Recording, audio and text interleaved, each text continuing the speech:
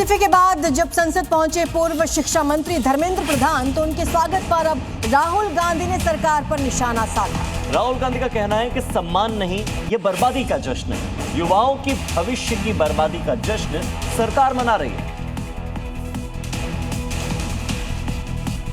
अब बात कर लेते हैं गुजरात की, जहां पर बारिश आफत बनकर बरस रही है। लगातार कई दिनों से मूसलाधार बारिश का दौर जारी है। नदियां ओवरफ्लो हो चुकी हैं और इस वजह से पुल हो, पुलिया हो, सब जलमग्न हो चुके हैं। और जलमग्न होते पुल से ट्रक का गुजरना एक युवक को किस तरह से भारी पड़ा, आइए दिखाते हैं आपको अगली रिपोर्ट में। और ट्रक नदी में समा गया। इस वीडियो में देखिए पुल से कितनी तेज बहाव से पानी बह रहा है। पुल के एक छोर पर कुछ गाड़ियां नजर आ रही हैं।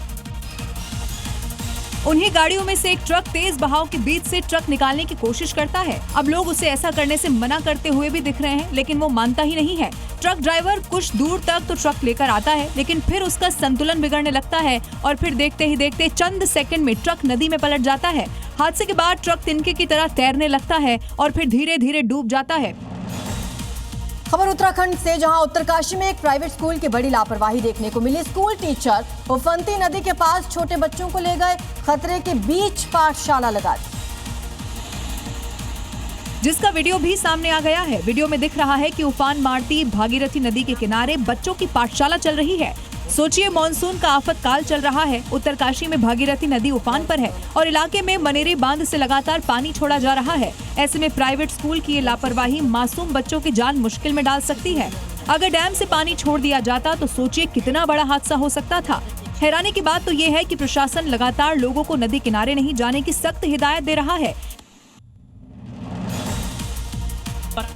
ब्रेकिंग न्यूज है कि यूएस की नेवल नाकेबंदी पर ईरान की ओर से बयान सामने आया। यूएस का एक्शन जंग को बढ़ाने वाला है, ये कहना है ईरान का। ईरान ने कहा कि अमेरिका के एक्शन का हम जवाब देंगे। तो एक तरफ डोनाल्ड ट्रंप शांति की बात कर रहे हैं कि हमारी बात चल रही है ईरान के साथ, दूसरी तरफ ईरान का बयान सामने आया। यूएस ने जो नेवल नाकेबंदी की उस पर ईरान ने ये बयान दिया। तो इस नाकेबंदी को ईरान ने बताया कि ये जंग को बढ़ाने वाला कदम है और अमेरिका लगातार जंग को बढ़ाने वाले काम कर रहा है। यूएस के एक्शन का जवाब ईरान जरूर देगा। पश्चिम बंगाल के मालदा में आदिनाथ शिव मंदिर में भगवान शिव के भव्य शिवलिंग की स्थापना हो रही है। इस मौके पर हजारों की संख्या में श्रद्धालु अदीना मस्जिद के पास शिव मंदिर में नाचते गाते भजन कीर्तन करते सुनाई दिए। इतना ही नहीं, महादेव के स्वागत में हर हर महादेव के नारे मालदा की सड़कों पर जमकर सुनाई दिए।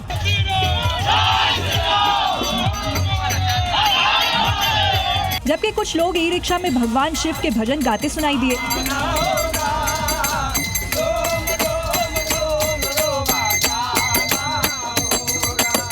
इसको लेकर मालदा में तनाव बना हुआ है, जिसको देखते हुए सुरक्षा के पुख्ता इंतजाम किए गए हैं। इसी कड़ी में सुरक्षा के बीच आदिनाथ शिवलिंग को मंदिर लाया गया, जिसकी स्थापना अदीना मस्जिद के पास शिव मंदिर में धार्मिक रीति रिवाजों और रुद्र अभिषेक के साथ होगी।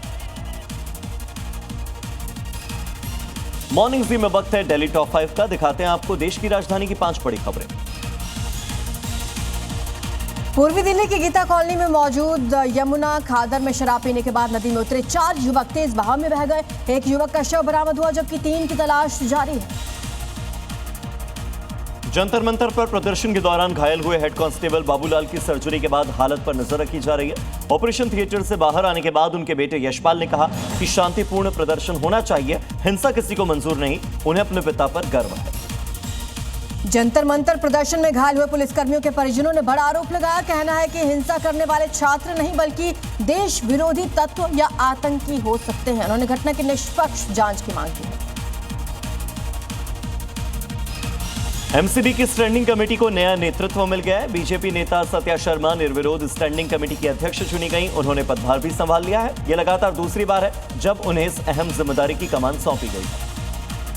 दिल्ली पुलिस की क्राइम ब्रांच ने 17 साल से फरार चल रहे 2 आरोपियों को गिरफ्तार किया। खुफिया सूचना पर दिल्ली और रामपुर में एक साथ चलाए गए अभियान में दोनों दबोचे गए हैं। इन पर हत्या की कोशिश के 21 मामले दर्ज हैं।